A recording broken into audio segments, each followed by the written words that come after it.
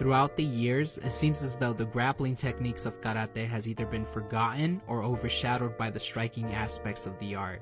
A lot of these techniques include takedowns, strangulation, sweeps, throws, and even joint locks.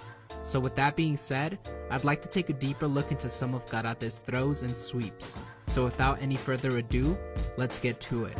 The first technique I'd like to show is the Kasushi Waza, a popular technique that's low risk and high reward. You pull this off by stepping in with your hand closest to your body, switching your stance in the process. You then place your right leg under your opponent's left leg, and with your right arm, you push him over your knee. This move is commonly used by former UFC light heavyweight champion Lyoto Machida, who has successfully pulled it off on many occasions. It's also one of my personal favorites on this list. Next, we also have the Karawa Guruma, which was showcased in Gichin Funakoshi's book Karate do Kyohan. Catch wrestlers might enjoy this move as it involves being in a high clinch or a collar and elbow tie-up. As you jockey for position, try to slide your opponent's arm over your right shoulder and clinch the back of their head with your open hand. When you secure that, push forward a bit to push your opponent's weight on their back leg.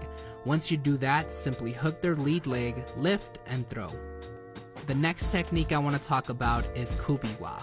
As you shuffle in, you strike your opponent with the inside of your forearm across their chest.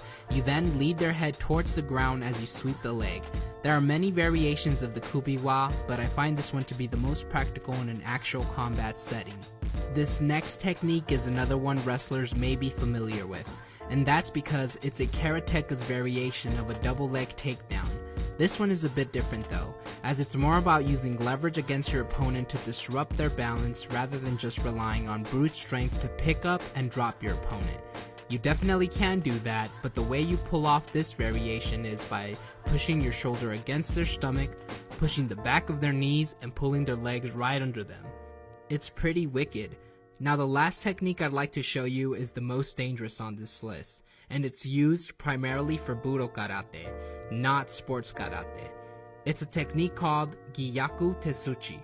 In many ways it's similar to the Kasushi Waza, but the end result couldn't be any more different.